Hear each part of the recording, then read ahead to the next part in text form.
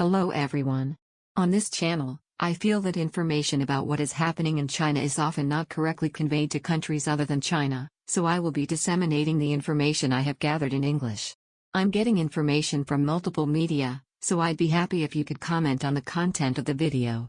Also, English is not my native language, so I use an AI speaker to create the voice to convey the information correctly. I'm very happy that it seems that everyone's eyes are on it little by little. As the world situation becomes unstable, I feel frustrated that information about the economic superpowers is not properly disseminated overseas. Not all of my information is correct, but I'm happy to hear that there is such information. This time, I will explain battery manufacturers for electric vehicles. Chinese manufacturers account for more than half of the world's corporate bond electric load capacity. This is the situation in the period from January to November 2022. This article gives the impression that Chinese battery makers are doing well, but in reality, they are not. There are many automotive battery manufacturers in China. Although it is the ranking of the world share, the first and second place are Chinese manufacturers. The third place is a Korean manufacturer, and the fourth place is Panasonic. Although it was not in the previous explanation, it is about the manufacturer with the third largest market share in China. It's a very big company even though it's number 3. It was reported that the job offers of about 2,000 employees who were scheduled to join the company have been cancelled. By the way, it seems that he had been confirming his intention to join the company by phone until a week before he received the notice of cancellation of the offer. I think it's okay for these 2,000 people to get angry because the job offer was cancelled a week after they kept in touch. The company is trying to solve the problem by paying a penalty of 3,000 yuan per person. It is about 60,000 yen in Japanese yen. It is said that the company sent a notice of cancellation to the prospective candidate by email, but it was said that the reason for the cancellation was that the world's economic situation was complicated and rapidly changing, so it was difficult for the company. I'm here. Although the specifics are not written, it is thought that the company's performance has deteriorated to the extent that it cannot employ 2,000 people, or it will deteriorate. This is because the possibility of poor business performance may result in a loss in court and payment of damages. The content of the dispute is unfair competition due to poaching of engineers. It is thought that they are reducing personnel for the payment of compensation. Once hired, it is necessary to guarantee a large amount of money to dismiss, but it is cheap at the unofficial stage before employment. And it seems that the full-time employees of this company are also being reduced or demoted because of their poor grades. The reason why such internal stories are making headlines is that many of those who have had their salaries cut or been demoted have filed for labor arbitration. In China, even if you say that your salary will be reduced from next month, it will not be reflected immediately. The workers also have a living, so they take the attitude of fighting with the company.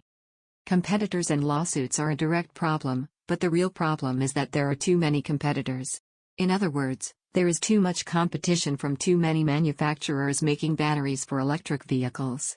Under such circumstances, if research and development is carried out, some companies will engage in illegal acts such as poaching human resources or obtaining internal information of other companies by illegal means. Not only in the battery industry but also in China, there are many companies trying to develop products in a similar way. Regarding the domestic production of semiconductors, which the Chinese Communist Party is promoting as a national policy, it used to recruit important personnel from TSMC in Taiwan. If we were to develop ourselves, we would not be able to catch up or surpass them, so gathering people who already have the technology is not a wrong method. However, it may be more correct to say that manufacturing cannot be done without pulling it out because there is no foundation for in-house development. In addition, as part of the corporate management culture in China, we do not spend a lot of money on research and development. Because there are many companies in the same industry, there is constant competition within the country, so instead of spending money on research and development, we increase production and sell a lot of products. It's okay to be cheap, so it's a priority to sell a lot of numbers. If a management problem arises with a management policy of low profits and high sales, it will stagnate. In the first place, the field of government-led national policy is a mechanism that tends to be overcompetitive. Companies from all over China are entering for the subsidies that can be obtained by becoming a national policy. If that happens, competition will intensify within China, and companies will try to find a way out of the country. As I mentioned in my previous video, there are quality problems with batteries made in China. If the exported battery causes an accident, there will be a recall issue and profits will be wiped out.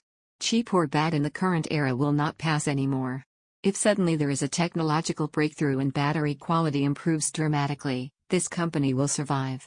However, given the company's current structure, the priority is to bring in engineers who can make products that sell rather than safety, so you can't expect safety. If we only look at the world market share, Chinese companies have a great share, but their constitution is so fragile that they may fall into a management crisis if their sales decline. If Europe and the United States strengthen regulations on China, most companies may face financial crisis, so I don't think there is any need to be humbled by China's bullish diplomacy. That's all for now. See you next time.